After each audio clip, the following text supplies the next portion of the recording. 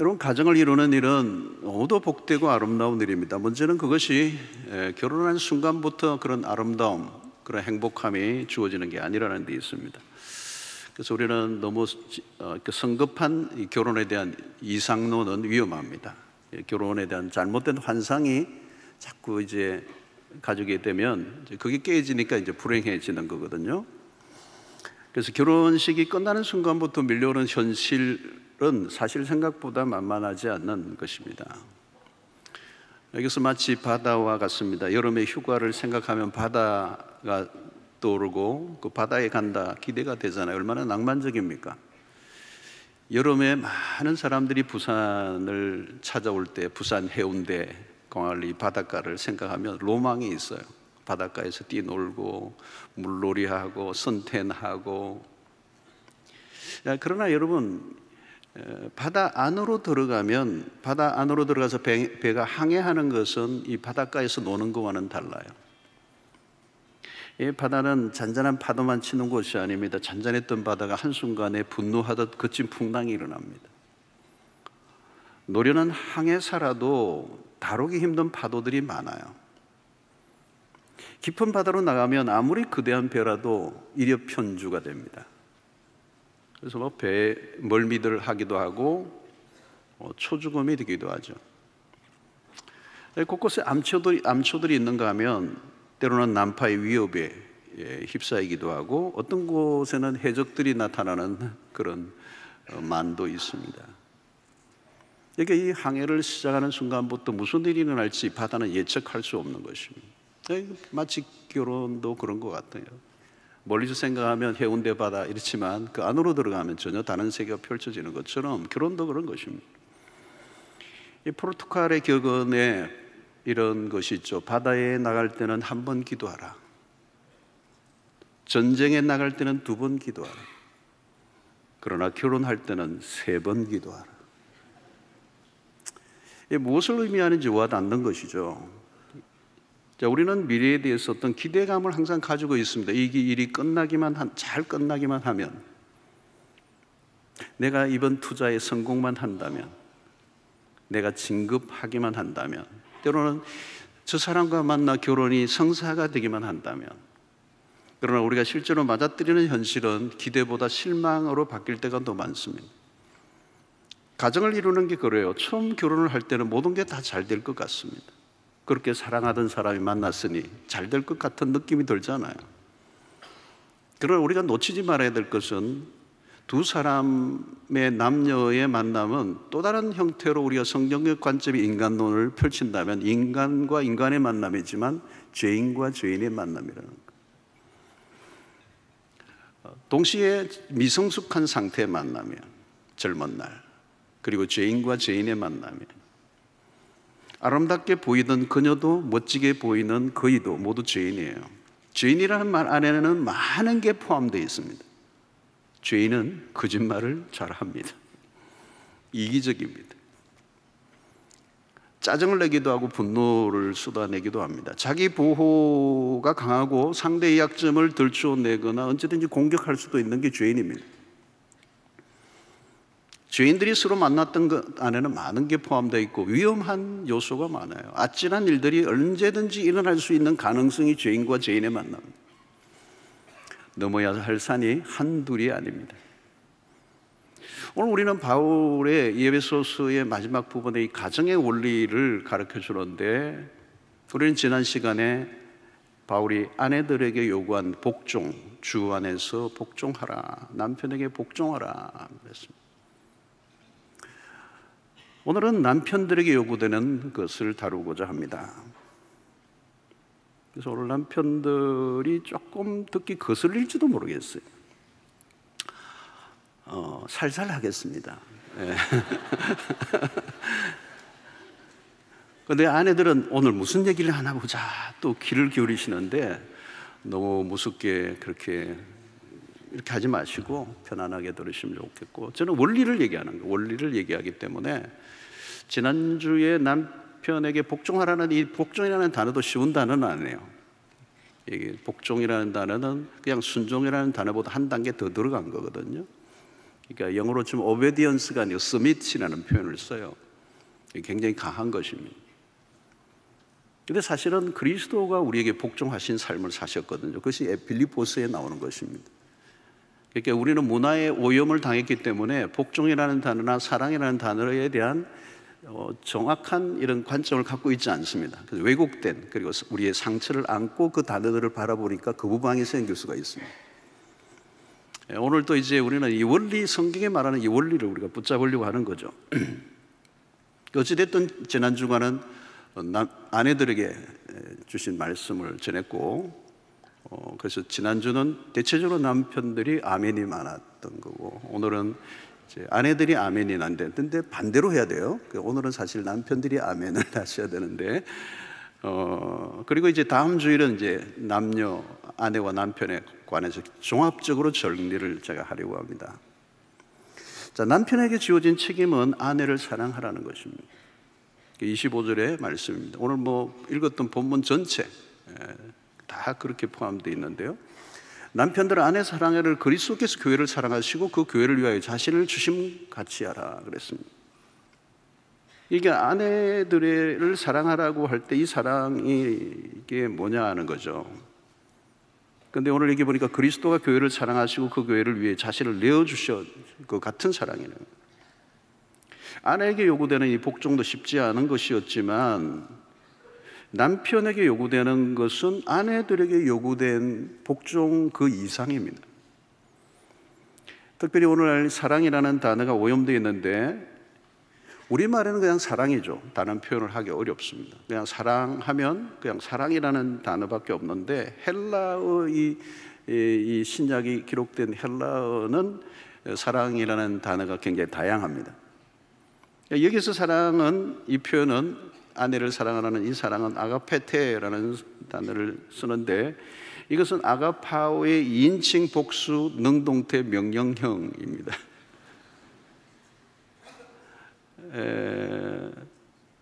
이 사랑은 우리가 잘 아는 것처럼 아가페라고 표현하는데 희생적인 사랑이라는, 희생적인 사랑, 그리고 unconditional love예요.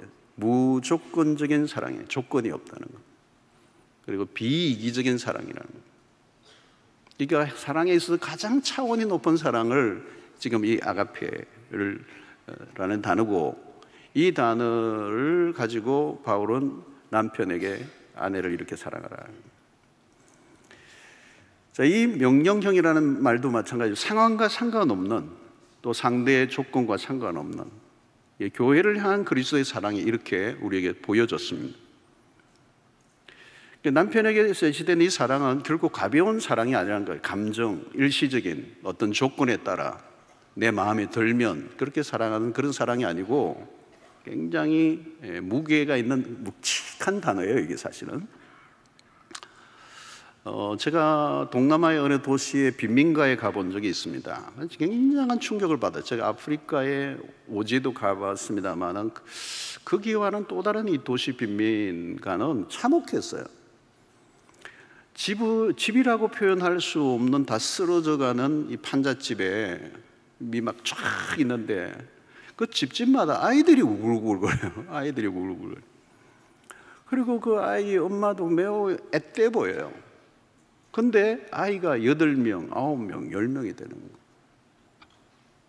근데 그 소개하시는 분이, 가이드 하신 분이 그 아이들의 아빠가 다 다르다는 거예요. 그 책임을 져야 할 그 남자는 임신만 시켜놓고 조금 살다가 어디로 도망을 가버리는 거예요. 그러면 또 이 어린 자매는 또 다른 남자를 만나서 살다가 아이를 가지고 또 그러다 보면 또 떠나버리고, 그게 이제 반복되는 거예요. 그게 일상이거든요. 그러니까 그것이 한 집만 그런 게 아니라 그 동네가 다.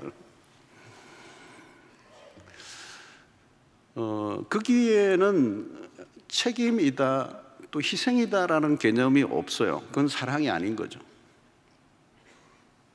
그래서 오늘 여기서 바울이 얘기하려고 하는 이 사랑은 희생이라는 단어가 들어가는 것입니다. 예수님이 제자들을 사랑하시되 끝까지 사랑하신다.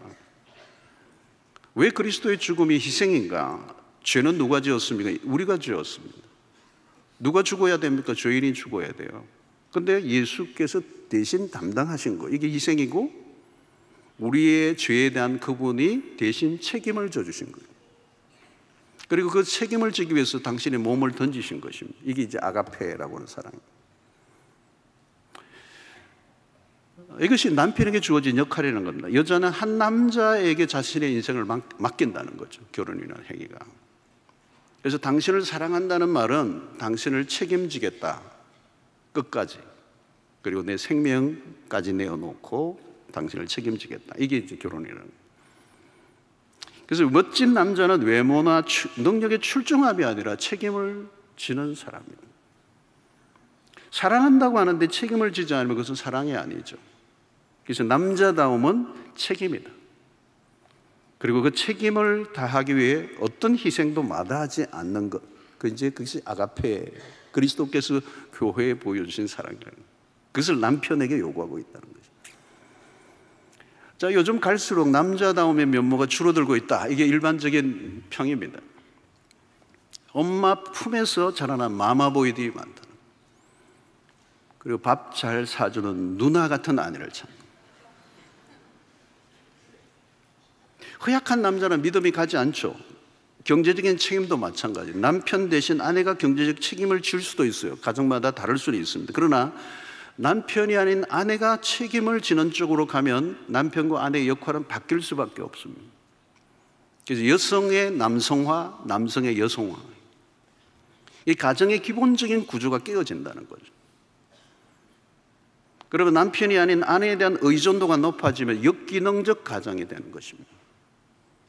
오늘날 가정 안에 남편 혹은 아버지의 부재가 늘어나고 있습니다. 남편의 역할이 잘 안 보인다 하는 거죠. 그래서 남성성이 약화되고 여성성이 강화되어져 가는 거예요. 가정에서 자녀들이 아버지와의 건강한 관계를 맺는 경험은 너무도 중요한 것입니다. 그런데 남성의 정체성, 남자의 역할의 부재는 위기의 가정의 요인이 된다는 것입니다. 지금은 남자가 절대적 권력을 행사하던 가부장적 시대는 지나갔습니다. 사실 오늘 이런 설교도 어떤 남성들에게 해당이 안 될 수가 있어요. 너무 아내에게 학대를 받고 있는 남편에게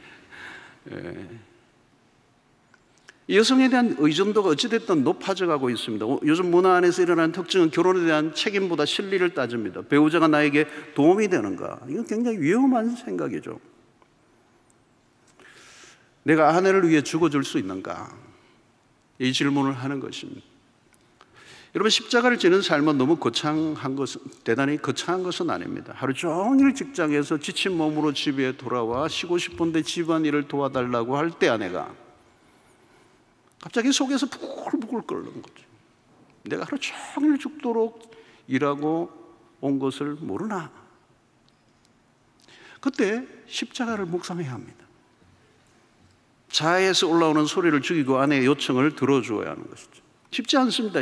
희생적 삶은 쉬운 게 아닙니다. 일상에서 자아 중심적 욕망을 끊는 일이 순교라고 할 수 있습니다. 귀찮아도 묵묵히 해내는 것이죠. 오리를 가자고 하는데 십리까지 가주는 이 산상수훈적 삶. 그리고 아내가 시키는 일을 인상을 쓰고 억지로 하면 안 돼요. 예수님이 억지로 십자가를 지시지 않았기 때문에. 열을 받아 억지로 청소를 했다면 무효입니다. 다시 시작해야 합니다. 그것이 아가페예요, 아가페. 그러니까 한 여성에게 에젤이라고 하는 엄청난 수준의 역할을 요구하는 것도 그건 여성의 위치를 격하시키는 게 아니라 여성의 위치를 굉장히 존중해 여기는 것처럼 한 남성의 한 아내에 대한 그런 이 엄청난 사랑을 요구하는 것도 한 남성의 그리스도적 위치로 지금 우리에게 상승시켜주고 있는 거예요. 자, 결혼의 일상은 결코 만만하지 않습니다. 그냥 자질구레한 것을 건너뛰고 싶지만 그럴 수 없다는 것입니다. 가정 안에서 목숨 걸 일은 별로 없어요. 아주 작은 실천들. 이 아가페는 우리의 일상의 작은 내 자아를 죽이고 아내를 사랑하는 자질구레한 다양한 것에서부터 시작이 되는 것입니다. 자, 그러면 왜 책임을 져야 하는가? 이 책임이라는 단어를 우리가 가지고 와야 되는데 그리스도 안에서 결혼은 좀 다릅니다. 일반 결혼과. 이 결혼은 계약이 아니라 언약이기 때문에 그렇습니다. 계약은 상거래와 비슷합니다. 주고받고의 등식이 맞을 때 성립이 되는 거예요. 그리고 그 조건이 틀리면 깨지는 거예요. 그러나 언약은 이해타산과 상관없이 깨어질 수 없는 관계를 맺는 것입니다. 그래서 결혼의 핵심은 언약이에요. 그리스도인의 결혼은 언약이에요. 요즘은 계약 결혼이 많아졌습니다. 서로 미리 실험적으로 살아보고 난 다음에 결혼하자, 이 동거 문화도 굉장히 많아졌어요. 그러나 처음부터 실을 잘못 깬 것입니다. 결혼은 한번 해보는 게 아닙니다. 결혼은 언약입니다. 언약은 결혼의 당사자들만으로 이루어질 수 없습니다.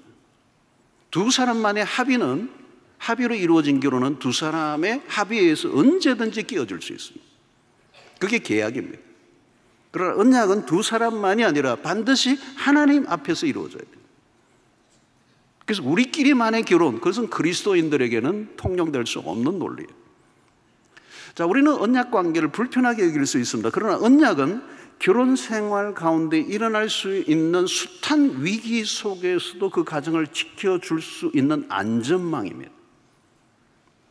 언약 관계가 아니면 위기가 왔을 때 붙들어줄 안전망이 없습니다. 그냥 깨지는 겁니다. 언약이 아니면 이혼은 매우 쉬워져요. 그런데 언약은 현재의 사랑에 대한 확인으로 일어나는 것이 아니라 미래까지 책임을 지겠다는 의지적 결단을 하나님과 부모와 주변 사람들 앞에서 약속하는 게 결혼이에요. 요즘 결혼이 너무 이상해져 버렸어요. 그런데 그것이 불편하게 여겨질지 모르지만 그 언약이 부부의 관계를 지켜준다는 것이. 언약은 뭐예요? 별일이 다 일어나도 서로에 대해서 책임을 지겠다는 것입니다. 여러분, 좋을 때만 사랑한다면 누가 못하겠습니까? 조건이 맞아떨어질 때까지만의 사랑을 한다면 그건 너무 위험한 것입니다. 사랑의 감정이 늘 펄펄 끓나요. 애정이 오고 가는 것입니다. 사랑하고 미워하고 사랑하고 미워하고 싸우고 또 화해하고 이게 오고 가는 거예요. 그러니까 싸우는 것도 결혼 생활의 일부예요. 절대로 안 싸울 것이다. 우리는 그건 잘못된 설정이에요. 무슨 재주로 안 싸울 수가 있습니까? 우리 부부도 결혼 초기에 무지 싸웠습니다. 목사님들 안 싸울 재간이 없어요. 불가능해요. 싸우는 거예요. 근데 끝장을 내는 싸움을 하면 안 돼요. 싸움이 과정이라는 것입니다. 싸우면서 같이 가는 거예요. 싸우면서 성숙해지는 거예요. 학생이 시험을 치면서 자라가는 것 같아요. 일방적으로 한쪽만 잘못한 경우는 별로 없잖아요. 싸움을 하면서 서로 약점과 한계를 확인하면서 조금씩 화해하고 양보하고 이해하는 법을 배워가는 거예요. 싸우면서도 밥을 차려주고, 밥 차려주면서 내가 미쳤지? 밥 먹는 남편도 나도 미쳤다 그러면서 먹고 출근하는 거예요. 그게 언약을 지켜가는 모습이라는 거예요.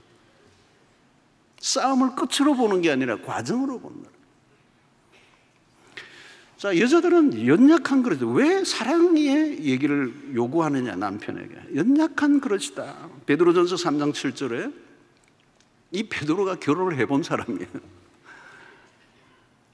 남편들아 이와 같이 지식을 따라 너희 아내와 동거하고 그를 더 연약한 그릇이요 또 생명의 은혜를 함께 이어받을 자로 알아 귀히 여기라. 이는 너희가 기도가 막히지 아니하게 하려 함이라. 자, 아내들은 연약한 그릇이라는 거예요. 육체적으로 정서적으로 연약한 존재, 보호를 받아야 될 존재다. 여러분, 남편들은 힘이 있죠. 남편이 가진 힘을 어디에 쓸 것인가? 남자는 힘이 있잖아요. 그 힘을 어디에 써야 되는 거예요? 여러분, 이 남자가 가지고 있는 이 힘, 육체적인 힘은 아내를 위해 써야지 아내에게 쓰면 안 돼요. 아내에게 힘을 쓰려고 해서는 안 돼요. 힘 자랑은 언제 하느냐? 무거운 짐을 들 때. 집에 도둑이 들어왔을 때, 바퀴벌레를 잡을 때, 그럴 때 힘이 필요한 거예요. 괜히 바깥에서 당하고 돌아와서 화풀이를 아내에게 푼다면 잘못된 거예요. 굳은 일이 있으면 당연히 남편의 몫입니다. 하나님이 괜히 힘을 주신 게 아니에요. 아내는 연약한 그릇이다. 또 영적인 필요를 채워줘야 된다는 거죠. 기도가 막히지 아니하게 한다라고 하는 이 부분은 부부의 관계 속에서 함께 믿음 생활을 해나가는, 특별히 그 가운데서도 부부의 관계 속에 남편의 영적인 리더십, 남편의 영적인 영향력은 다른 누구에게도 양보할 수 없는 일이라는 거예요. 한 가정의 제사장으로서의 역할을 남편이 해야 한다는 것을 얘기하는 거죠. 아내가 신앙이 좋은 것을 너무 당연하게 여기는 가정은 역기능적이에요. 무엇보다도 정서적 필요입니다. 아내는 깨어지기 쉬운 그릇과 같다는 이 말은 여성은 정서적으로 매우 섬세하고 민감하다는 거예요. 상처를 받기 쉽소. 그래서 우울증도 남성에 비해 3배가 많아요, 여성들이. 그래서 베드로는 귀히 여기라, 보석과 같은 존재로 여기라, 남편의 세심한 배려를 요구하고 있는 것입니다. 특히 말을 조심하라는 거죠. 여러분, 이 말로 주는 상처가 굉장히 오래 가고요, 치명적이에요. 특별히 아내의 외모에 대한 평을 할 때는 매우 조심해야 됩니다. 그래서 옷을 입고 이 옷 어때요? 그러면 백발백중 그때 조심해야 돼요. 잘못하면 위험해요. 아내가 아프다는 신호를 보냈는데도 남편이 별 반응이 없으면 서운합니다. 사랑은 관심이죠. 사랑하는 만큼 관심을 가집니다. 결혼관계 안에서 부부 간에 서로의 관심이 식어지지 않도록 하는 이 부분은 생각보다 어려운 거예요. 함께 있지만 정서적 공감대가 없는 부부들이 얼마나 많습니까? 배우자가 무엇을 하든지 관심이 없다고 하면 같이 사는 게 아니죠. 생각보다 남편들은 아내들에게 무심할 때가 많습니다. 차라리 싸울 때는 나아요.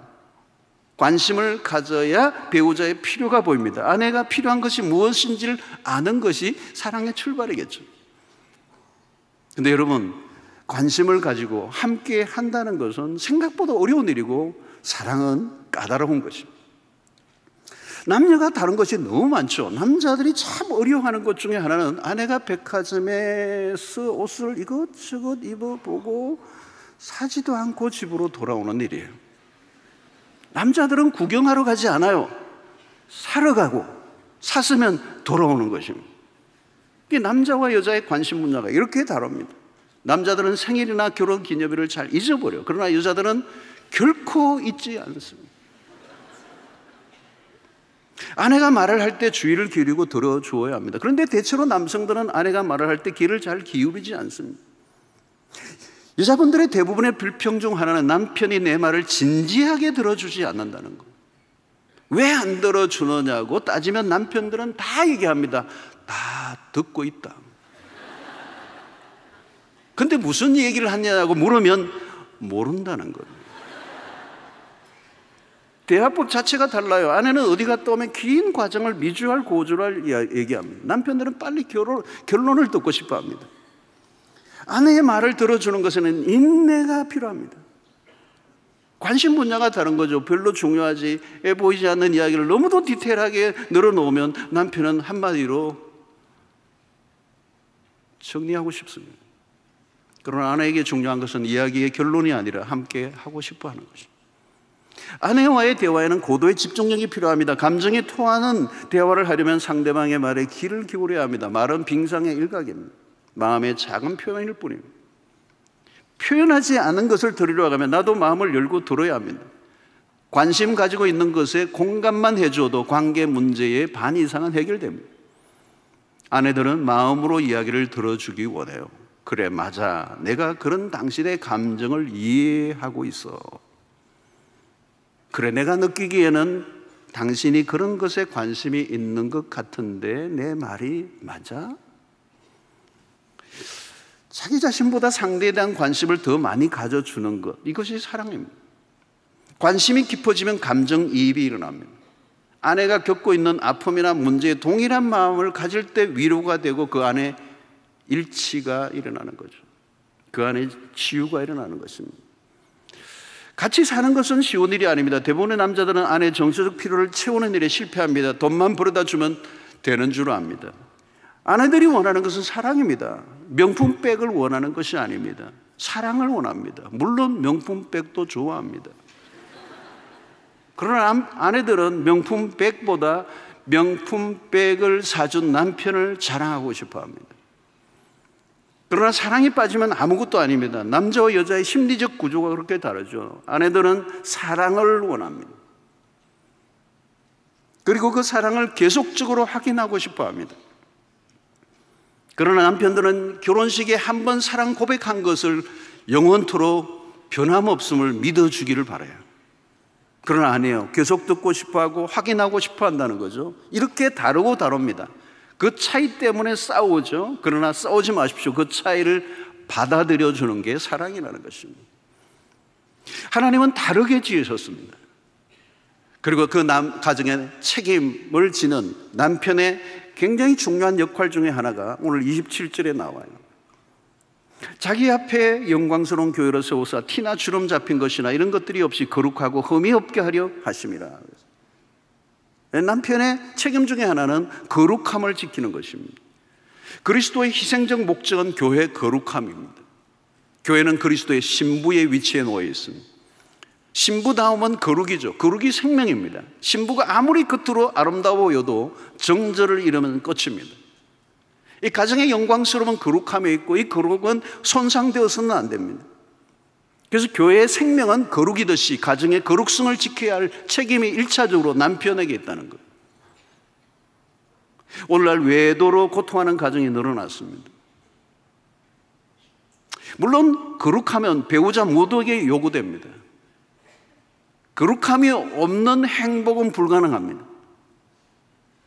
부부관계를 깨는 것은 결국은 죄의 문제입니다. 거슬러 가면 죄의 문제입니다. 그 속에서도 음란의 죄는 생각보다 큰 파장을 일으킵니다. 결혼을 하고 난 이후에도 이성의 유혹은 있습니다. 부부관계 바깥에서 만족을 얻고자 하는 유혹과 싸워야 합니다. 그런데 한국 사회는 생각보다 성적 방종이 심한 사회입니다. 성윤리의 기준이 너무 낮아져 있습니다. 우리 주변에 얼마나 많은 유혹들로 가득 차 있습니까? 남성들이 활동하는 바깥 세상이 얼마나 생각보다 위험한 환경인가를 우리는 잘 알고 있습니다. 희한하게도 결혼을 하고 나면 아내보다 더 나아 보이는 사람들이 많아 보입니다. 이 남성의 심리적 구조입니다. 그러나 성경은 부부관계 바깥에서의 성은 허락되지 않습니다. 하나님은 가정을 이루게 하신 이유가 성적 유혹으로부터 보호를 하시기 위한 의도가 담겨 있습니다. 남편이 가정을 책임진다는 말은 죄의 유혹으로부터 자기 자신을 지키겠다라는 것이 포함되어 있습니다. 거룩을 보존하지 않으면 가정은 한순간에 깨어집니다. 특별히 성적인 죄는 가정에 치명적인 영향을 미칩니다. 부부는 한 몸입니다. 한 영입니다. 이 부분은 다음 주일날 또 한번 다룰 텐데 이건 어마어마한 비밀이 이 안에 있습니다. 하나예요, 하나. 이게 결혼 관계를 성적인 죄는 이 한 몸을 깨뜨리는, 무참하게 깨뜨리는 원인이 됩니다. 부부는 죄와 싸워야 합니다. 무엇보다 음행의 죄가 침입하지 않도록 싸워야 하는 것은 부부가 함께 노력해야 될 부분입니다. 우리의 몸은 성전입니다.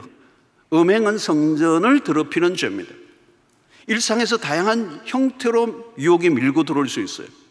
우리가 허접한 사랑에 눈길을 주지 않는 이유는 훨씬 더 가치 있고 고귀한 가정을 지켜내야 하기 때문입니다. 거룩을 지키기 위해서 남편과 아내는 서로의 책임을 다해야 됩니다. 아내로서 남편으로서의 책임과 의무를 거부해서는 안 됩니다. 동시에 우리는 그 부부가 지켜야 할 그 선은 가정 안에서의 성이라는 자죠. 이 선을 지켜야 된다는 것입니다. 하나님은 한 여자와 한 남자만으로 묶어 놓으셨어요. 이 선을 누구라도 어기면 혹독한 대가를 치르도록 되어 있습니다. 부부관계 안에서의 성보다 더 나은 만족은 존재하지 않습니다. 성은 부부 관계 안에서만 아름다운 것입니다. 가정의 거룩성은 어떤 대가를 치러서도 지켜야 할 가치가 있습니다. 거룩을 위해 노력해야 하는 거죠. 디모데전서 4장 5절에 보니까 하나님의 말씀과 기도로 거룩하여짐이라. 결국 말씀과 기도로 영성에 힘쓰는 것, 죄를 피하려고 노력하는 것만으로는 부족해요. 은혜 생활에 몰두하고 말씀과 기도에 힘쓸 때 그런 영적 무장이 이 오늘 세상으로부터 오는 유혹을 이겨내는 힘이 될 것입니다. 자, 아내를 사랑하는 것은 생각보다 어려운 일입니다. 사랑할 만한 조건을 찾으면 힘들어진다는 거예요. 그래서 아가페 사랑은 무조건적인 거예요. 예수 그리스도께서 우리에게 보여주신 사랑이죠. 로마서 5장 8절의 말씀처럼 우리가 아직 죄인 되었을 때 그리스도께서 우리를 위하여 죽으심으로 하나님께서 우리에 대한 자기의 사랑을 확정하셨느니라. 우리가 언제요? 우리가 아직 죄인 되었을 때. 우리가 사랑을 받을 만한 조건을 하나도 갖추지 않았어요. 우리가 아직 죄인 되었을 때. 하나님 앞에 마음에 드는 어떤 조건도 갖추지 않았음에도 불구하고 조건을 내걸지 않고 우리를 그냥 사랑해 주신 그 사랑. 여러분, 우리가 아내를 대할 때도 이 사랑을 보여야 한다는 거죠. 여러분, 나이가 한 50 정도 넘으면 몸매의 평준화, 외모의 평준화 다 일어나잖아. 아내가 매력적으로 보일 때 나는 사랑한다가 아니잖아요. 아내의 허리가 굵어져도, 밤에 코를 골아도, 바깥에서 세차를 망가뜨려서 와도, 아내가 잘하는 것 하나, 돈 잘 쓰는 것 하나밖에 없어도, 때로는 실패하고 망가져 바닥을 칠 때마저도 아내로 또는 남편으로 받아주는 게 사랑이에요. 남편은 그리스도가 우리에게 보여주신 사랑을 따라가라는 거죠. 우리가 아직 죄인 되었을 때 남편에게 요구되는 사랑이 이런 것입니다. 사랑하는 성도 여러분, 우리는 한순간에 우리를 행복하게 해줄 마술단지는 존재하지 않습니다. 결혼하면 그 순간부터 행복해진다는 것은 신화요 전설입니다. 그것은 드라마 하나 있는 것입니다. 우리는 결혼식을 위해 투자하고 힘을 쓴 것에 몇백 배, 몇천 배의 힘을 써야 되는 거예요. 그래서 바울은 결혼의 모델을 그리스도와 교회와의 관계 안에서 제시하고 있습니다. 우리가 교회와 그리스도와의 깊은 관계를 경험하면 당연히 좋은 부부관계를 만들어 갈 수 있게 된다는 것입니다. 은혜의 강에 빠지지 않고 맨정신으로 성격차를 극복해낼 수 있을까? 못해요. 아내가 싫어질 때 바로 그때가 기도해야 될 때입니다. 배우자의 약점과 실수가 눈에 자꾸 띌 때 내 입에서 무슨 말이 나올 것인가? 격려의 말보다 도끼를 품은 말이 내 입에서 나올 때 우리가 해야 할 일은 엎드리는 것 외에는 다른 길이 없어요. 사랑으로 서로 종노릇하며 남편에게, 아내에게 주신 명령에 순종할 수 있는 능력을 달라고 매달리는 영적 노력이 필요한 것입니다.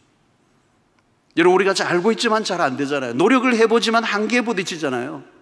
답은 우리의 힘으로 되는 것이 아니라 하나님의 은혜가 임해야 되고 성령의 능력이 우리에게 임해야 하고 말씀과 기도로 우리가 날마다 영적으로 성숙해 가야 이 일들이 가능해진다는 거예요. 여러분, 영적 성숙이 결국은 이 에베소서에서 우리에게 가르쳐주는 굉장히 중요한 핵심이에요. 우리가 그리스도 안에서 자라가는 거예요. 영적으로 자라가면 자라갈수록 다른 지수들이 다 올라가는데 어떤 지수들이 올라가요? 나도 모르게 관계 지수가 올라가는 겁니다. 사람들을 품는 용량이 올라가고 인내하는 지수가 올라가는 것입니다. 여기에는 시간이 필요해요. 과정을 생략하고 행복이 주어질 수는 없습니다. 과정은 매우 까다롭고 복잡하고 힘들어요. 그러나 그 열매는 우리가 생각하는 것보다 훨씬 더 크고 풍성하기 때문에 대가를 지불할 만하다는 것입니다. 사랑하는 성도 여러분, 세상에 가장 힘든 것은 사랑이에요. 그러나 그 사랑은 해볼 만한 사랑이요, 우리는 이미 하나님으로부터 그 사랑을 받았고 그 사랑을 배웠습니다. 그 사랑이 지금도 우리에게 부어지고 있어요. 남편에게 그 받은 사랑을 아내에게 베풀라는 것입니다. 예수 그리스도께서 인간을 사랑하신 그 수준으로까지 우리를 요구하죠. 사실 이것은 아득한 일입니다. 그러나 불가능한 일은 아니에요. 그래서 에베소서 5장 18절에 오직 성령으로 충만함을 받으라. 그 성령의 은혜가 주어지면 그리스도가 교회에 대해서 하신 것과 같이 오늘 남편이 아내에게 그런 놀라운 사랑을 베풀 능력이 그 안에서 흘러나오게 된다는 거예요. 여러분, 가정에 대해서 비판적인 관점을 가지고 결혼을 멀리 하려고 하는 사람들이 오늘날 늘어나고 있습니다. 이건 아마 세상의 영향일 거예요.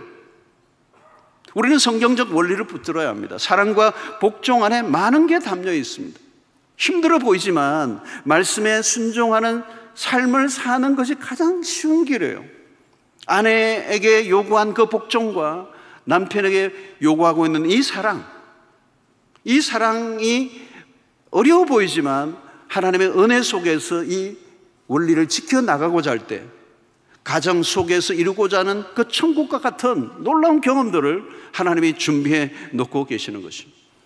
그리고 서로 안 맞아서 처음에는 울고 불고 눈물을 흘리는 세월들을 거치게 될 수밖에 없어요. 속이 썩기도 하고 안타까움으로 발을 동동 구를 때가 많습니다. 그러나 세월이 흐르고 나면 어느 순간 남편도 아내도 변해 있어요. 부딪히면서 깊어지고 갈등하면서 성숙해져 가고 있는 거예요.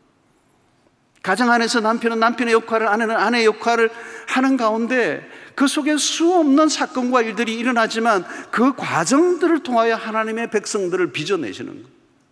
그 가정이 아니면, 그 아내와 남편의 과정이 아니면, 그런 관계가 아니면 도무지 경험할 수 없는 하나님의 그 우리를 다듬어 가심의 역사들이 그 관계 안에 있는 것입니다. 결혼이라는 관계 안에 죄를 극복해 나가는 과정, 점점 성화를 경험해 가는 그 부부의 관계 속에서 구원의 그런 회복을 경험하고 우리에게 주신 그 구원의 풍성함을 그 부부 관계 안에서 경험하게 되는 것입니다. 그리고 그 가정을 하나님이 회복시키시고 회복된 그 과정을 통하여 사명을 감당하는 그런 역사를 하나님이 계획하고 계시는 것입니다.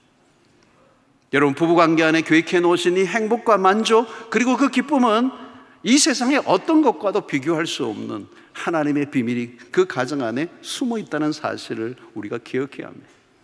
그래서 전도서 9장 9절에 이런 말씀이 있죠. 내 헛된 평생의 모든 날, 곧 하나님이 해 아래에서 내게 주신 모든 헛된 날에 내가 사랑하는 아내와 함께 즐겁게 살지어다. 그것이 내가 평생의 해 아래에서 수고하고 얻은 내 몫이니라 그랬어요. 전도서에 헛되고 또 헛되고 헛된 인생의 날에 하나님이 딱 하나 주신 몫이 있어요. 하나님이 허락하신 몫이 있는데 누릴 몫이 헛된 날에 내가 사랑하는 아내와 함께 즐겁게 살지어다. 이 전도서의 기자의 기가 막힌 이 말씀이 오늘 우리에게 주어진 약속이라는 사실을 믿으시고 성경적 원리를 붙잡고 이 사랑과 복종의 이 관계, 이것은 성경적 원리 속에서의 사랑과 복종이라는 사실을 기억하고 이 말씀을 지켜 힘쓰지만 그 길로 가고자 할 때 길이 열리고 빛이 열리고 하나님의 새로운 그런 가정을 향한 계획들이 성취되는, 그래서 이 세상에 어디에서도 경험할 수 있는 축복과 은혜가 이 속에 쏟아져 나온다는 사실을 기억하시는 은혜가 있게 되기를 축원합니다. 그래서 오늘 이 말씀을 읽지 않았지만 그 다음 구절에 이 비밀이 크도다 그랬어요. 이 둘이 한 몸이 되는 이 비밀이 얼마나 큰지 기대하시라. 다음 주일날 날 살피도록 하겠습니다.